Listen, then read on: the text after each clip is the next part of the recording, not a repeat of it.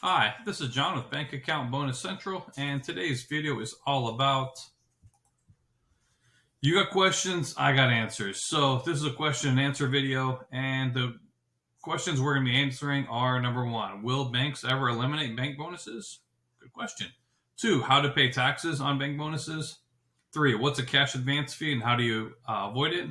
And four, what is my favorite bank? All right, so about a week ago, I put out a questionnaire on the community and want to give a big thank you to everyone who has submitted a question. All right, so first question is from my friend and friend of the channel, RJ Financial. RJ asks, what's been your favorite bank bonus to churn in your career? So this is almost like asking, myself as a dad, who's my favorite kid?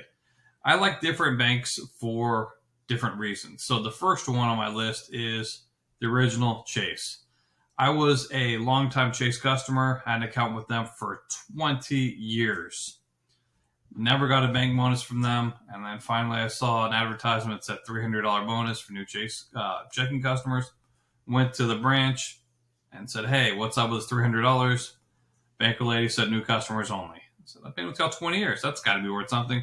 She said, nope, new customers only. I asked the banker lady straight out, do you have any value for loyal customers? Nope, new customers only. How do we become a new customer? Well, shut down your account, come back in 90 days, you'll be a new customer. I did that and ended up making $1,500 90 days later. So shout out to Chase for being the first one to explain to me exactly what banks really think about their customers. They don't pay you to be loyal. They pay you to be a new customer. Second one is Hancock Whitney, and this is one of my loyal and true ones. What I have to say about them is they're the second one after Chase. After I realized Chase will pay me $1,500, so Hancock Whitney, 4 years in a row with them, 4 direct deposits, $1,200. Love it. It's my annual trip to Hancock Whitney. Next one is Chime. I absolutely love instant gratification bonuses, and Chime has stepped up their game. Right now, they have a $100 sign-up bonus if you don't have a Chime account. So basically, I'll include a link up to that video here. I have a referral link to that. You want to submit a direct deposit of $200. As soon as your direct deposit touches, you get $100 added to your account. I mean, that's instant gratification. Nobody likes waiting for results, and this is literally a instant gratification. Another newbie, this one just popped up seemingly out of nowhere. Albert, same thing. I've seen a good amount of data points saying they pay out just as quick. Just instant gratification. As soon as your direct deposit touches, you get paid. So phenomenal with that. Chase, it's typically about 3 days after your direct deposit hits. Albert's instant. Love it. And then I got one more that I absolutely love right now is a brokerage. M1 Finance, you put in 100 there, they give you a $50 bonus. So that's a 50% return on your investment, guaranteed FDIC insured. So what's my favorite bank? I don't have a favorite bank. I love banks that give me money. All right, let's do the opposite. So Camel Sutton asks, what's one bank you'll never do business with for credit cards or account bonuses? Well, I've done a lot of mystery shopping work for banks, and here's the first one I will name, Woodforest. I call them FeeForce. I got paid $50 to open an account with them. They have zero sign-up bonuses, and I was going through the process of opening an account with them. Lady asked, would you like a debit card? Sure. I like collecting debit cards. She said, it's $15 for a debit card. No, I don't want a debit card with y'all because I'm actually shutting this out within a week. I didn't tell her that because you can't do that while you're mystery shopping, but nonetheless, I got paid $50 to open it up. I'm probably the only one ever. Actually, I don't want to say that because other mystery shoppers have gotten paid $50 for that. But anyways, they don't ever offer bonuses. I will never do business with Woodforest, as I call FeeForce. I made a video called The Worst Banks to Do Business With in 2021. And it's, long story short, banks who don't give bonuses. What's the point of going to a bank that won't pay you to be a customer? So many other banks will pay you to be a customer. Why waste your time? Why waste your direct deposits when you can make so much more money off of them? Move to the next one. So Jason Terry asks, how about how to get deals when you're in the bank? discount checks, safety deposit boxes, auto buying programs, discount tickets to theme parks. I take advantage of these, but I'm learning the bonus game. Teach it all math stuff for those of us wanting to turn. All right, perfect. So let's go through the whole list and let me share with you what I actually can help you with and what I can't help you with. So discount checks. I don't ever use checks.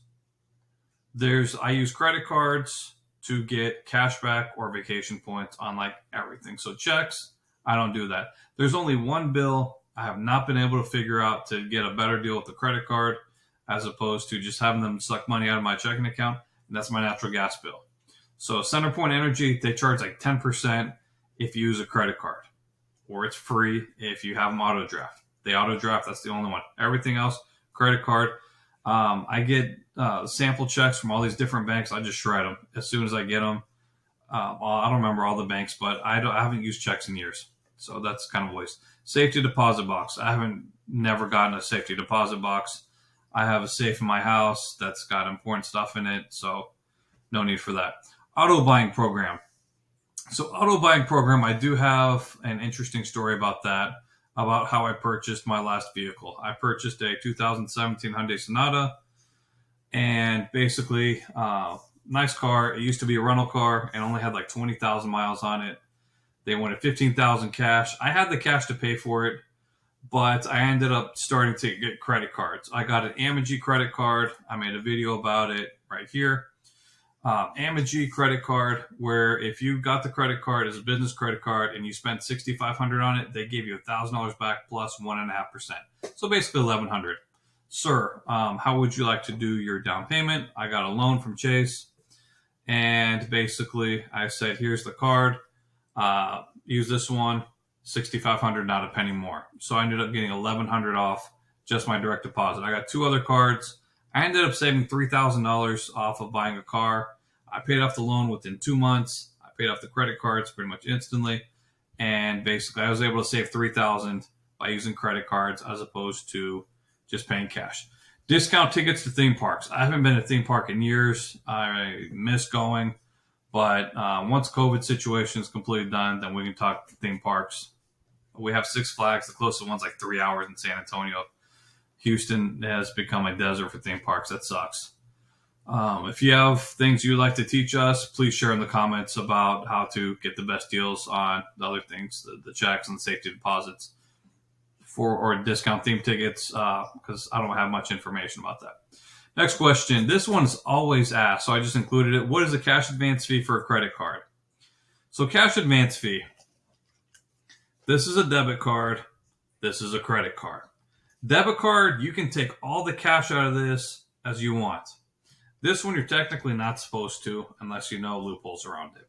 So credit card advance withdraws cash from your credit limit rather than a checking account. So if you're taking cash straight out of this, a lot of times they will charge you a cash advance fee unless you know how to get around it. It must be repaid just like other credit card purchases. Credit card issuers charge an advance fee plus interest.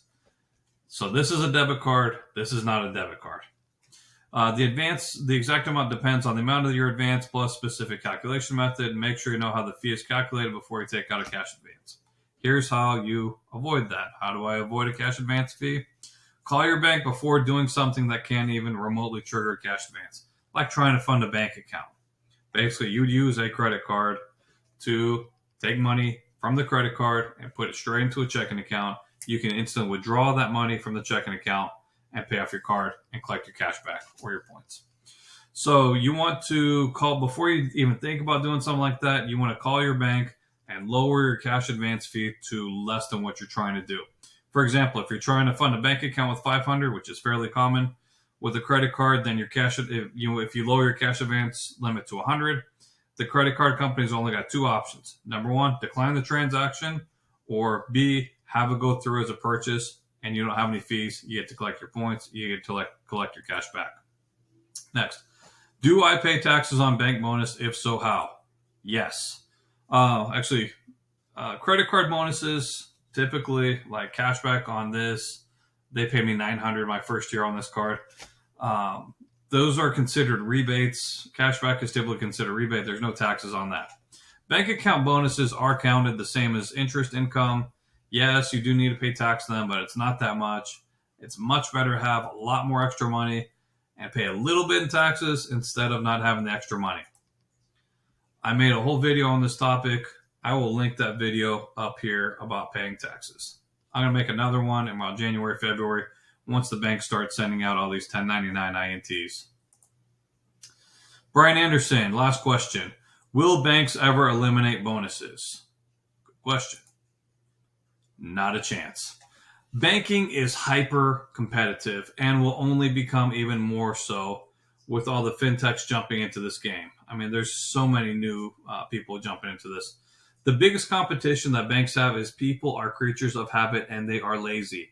Once they get into a bank, they tend to stay there for years. Oh, I'm with Chase. I've been there 20 years. That was my story. And then they said, hey, we don't pay you for being loyal. We pay you for being a new customer.